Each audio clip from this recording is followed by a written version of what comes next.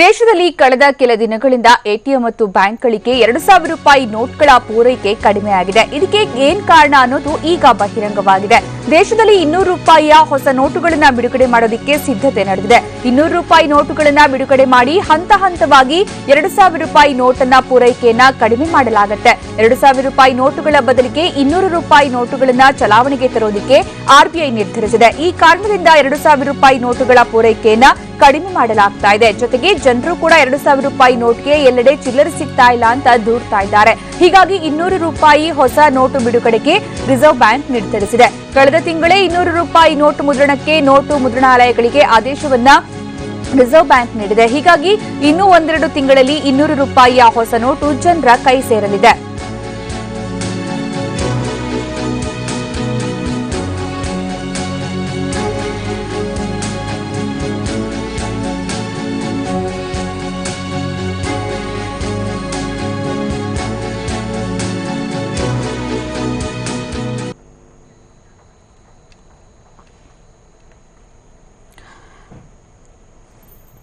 ನಾವೀಗ ನೋಡಬಹುದು, ಒಂದು ಕಡೆ 200 ರೂಪಾಯಿ ಹೊಸ ನೋಟಿನ ಒಂದು ಚಿತ್ರ, ಇನ್ನೊಂದು ಕಡೆಗೆ 2,000 ರೂಪಾಯಿ ನೋಟಿನ ಚಿತ್ರ. ಈಗಾಗಲೇ 2,000 ರೂಪಾಯಿ ನೋಟು ಪೂರೈಕೆ ಕಡಿಮೆ ಆಗ್ತಾ ಇದ್ದು, ಇದಕ್ಕೆ ಕಾರಣ ಬಹುಶಃ 2,000 ರೂಪಾಯಿ ನೋಟನ್ನ ಬ್ಯಾನ್ ಮಾಡಬಹುದು ಅಂತ ಹೇಳಲಾಗ್ತಾ ಇದೆ.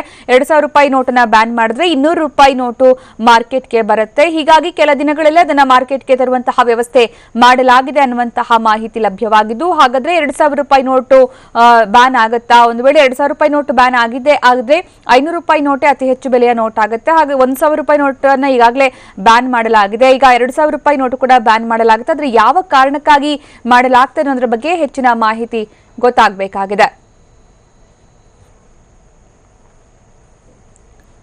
ಈ ಬಗ್ಗೆ ಹೆಚ್ಚಿನ ಮಾಹಿತಿ ನೀಡೋದಕ್ಕೆ ನಮ್ಮ ಪ್ರತಿನಿಧಿ ಚಂದ್ರಮೋಹನ್ ಈಗ ನಮ್ಮ ಜೊತೆಗೆ ನೇರ ಸಂಪರ್ಕದಲ್ಲಿದ್ದಾರೆ. ಚಂದ್ರಮೋಹನ್, 2,000 ರೂಪಾಯಿ ನೋಟನ್ನ ಬ್ಯಾನ್ ಮಾಡೋದೇ ಆದ್ರೆ ಯಾವ ಕಾರಣಕ್ಕೆ, ಮತ್ತೆ ಹಾಗೇನಾದ್ರೂ ಬ್ಯಾನ್ ಮಾಡಿದೆ ಆದ್ರೆ 500 ರೂಪಾಯಿ ನೋಟೇ ಮ್ಯಾಕ್ಸಿಮಮ್ ಬೆಲೆ ನೋಟ್ ಆಗಿರುತ್ತೆ. ಈಗಾಗಲೇ 1,000 ರೂಪಾಯಿ ನೋಟನ್ನ ಕೂಡ ಬ್ಯಾನ್ ಮಾಡಲಾಗಿದೆ. ಯಾವ ರೀತಿಯ ಲೆಕ್ಕಾಚಾರ ಇದು? ಹೌದು ಸುಕನ್ಯ, ಈಗ ಕಳೆದ ಕೆಲವು ದಿನಗಳಿಂದ ಬ್ಯಾಂಕು ಮತ್ತು ಎಟಿಎಂಗಳಿಗೆ ಆರ್ಬಿಐನಿಂದ ಪೂರೈಕೆ ಆಗ್ತಾ ಇರುವ 2,000 ನೋಟುಗಳ ಪ್ರಮಾಣದಲ್ಲಿ ಕಡಿಮೆ ಆಗಿದೆ. ಇದಕ್ಕೆ ಮುಖ್ಯವಾದಂಥ ಕಾರಣ ಅಂತಂದರೆ, ಈಗ ಮುಖ್ಯವಾಗಿ ಆರ್ಬಿಐ ಒಂದು ನಿರ್ಧಾರವನ್ನು ತೆಗೆದುಕೊಂಡಿದೆ. ಸದ್ಯದಲ್ಲೇ 200 ರೂಪಾಯಿಯ ಹೊಸ ನೋಟುಗಳನ್ನು ಚಲಾವಣೆಗೆ ತರಬೇಕು ಅನ್ನೋ ತೀರ್ಮಾನವನ್ನು ತೆಗೆದುಕೊಂಡಿದೆ. ಜೊತೆಗೆ ನೋಟು ಮುದ್ರಣಾಲಯಗಳಿಗೂ ಕೂಡ ಈಗಾಗಲೇ 200 ರೂಪಾಯಿಯ ಹೊಸ ನೋಟುಗಳನ್ನು ಮುದ್ರಣ ಮಾಡಲಿಕ್ಕೆ ಆದೇಶವನ್ನು ಕಳೆದ ತಿಂಗಳೇ ನೀಡಲಾಗಿದೆ. ಹೀಗಾಗಿ ಇನ್ನು ಮುಂದಿನ 1 ಅಥವಾ 2 ತಿಂಗಳ ಒಳಗಾಗಿನೇ 200 ರೂಪಾಯಿಯ ಹೊಸ ನೋಟುಗಳು ಚಲಾವಣೆಗೆ ಬರ್ತವೆ. ಈಗ ಮುಖ್ಯವಾಗಿ 2,000 ರೂಪಾಯಿ ನೋಟುಗಳಿಂದಾಗಿ ಜನರಿಗೆ ಎಲ್ಲ ಕಡೆ ಕೂಡ ಚಿಲ್ಲರೆ ಸಿಗ್ತಾ ಇಲ್ಲ ಮತ್ತು ದಿನನಿತ್ಯದ ಚಿಲ್ಲರೆಗಾಗಿ ಜನರು ಪರದಾಡಬೇಕಾದಂಥ ಪರಿಸ್ಥಿತಿ ಇದೆ. ಹಾಗಾಗಿ 2,000 ರೂಪಾಯಿ ನೋಟುಗಳನ್ನು ಹೆಚ್ಚಿನ ಪ್ರಮಾಣದಲ್ಲಿ ಮುದ್ರಿಸಿ ಚಲಾವಣೆಗೆ ಬಿಟ್ಟಿರೋದು ಸರಿಯಲ್ಲ ಅನ್ನೋದು ಜನರಿಂದ ಆಕ್ಷೇಪಣೆಗಳು ಕೇಳಿಬಂದಿದ್ವು.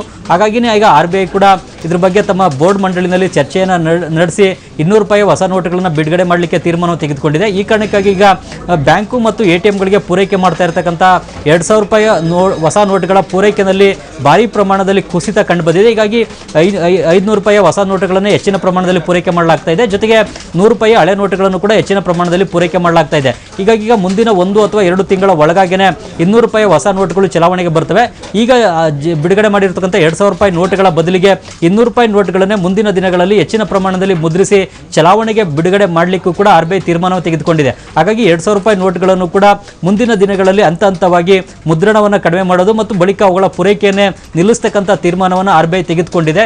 ಈ ಕಾರಣಕ್ಕಾಗಿ ಈಗ 2,000 ರೂಪಾಯಿ ನೋಟುಗಳು ಹೆಚ್ಚಿನ ಪ್ರಮಾಣದಲ್ಲಿ ಬ್ಯಾಂಕು ಮತ್ತು ಎಟಿಎಂಗಳಲ್ಲಿ ಸಿಗ್ತಾ ಇಲ್ಲ. ಈ 2,000 ರೂಪಾಯಿ ನೋಟುಗಳ ಬದಲಿಗೆ 200 ರೂಪಾಯಿ ನೋಟುಗಳನ್ನೇ ಮುಂದಿನ ದಿನಗಳಲ್ಲಿ ಹೆಚ್ಚಿನ ಪ್ರಮಾಣದಲ್ಲಿ ಚಲಾವಣೆಗೆ ತರಲಾಗುತ್ತೆ. 200 ರೂಪಾಯಿ ನೋಟುಗಳನ್ನು ಬಿಡುಗಡೆ ಮಾಡಿದ್ರೆ ಚಿಲ್ಲರೆಯ ಸಮಸ್ಯೆ ಇರೋದಿಲ್ಲ ಮತ್ತು ಜನರಿಗೂ ಕೂಡ ಇದರಿಂದ ಸಾಕಷ್ಟು ಅನುಕೂಲ ಆಗುತ್ತೆ ಅನ್ನೋ ಒಂದು ಲೆಕ್ಕಾಚಾರ ಕೂಡ ಇದೆ. ಸುಕನ್ಯಾ, ಧನ್ಯವಾದ ಚಂದ್ರ.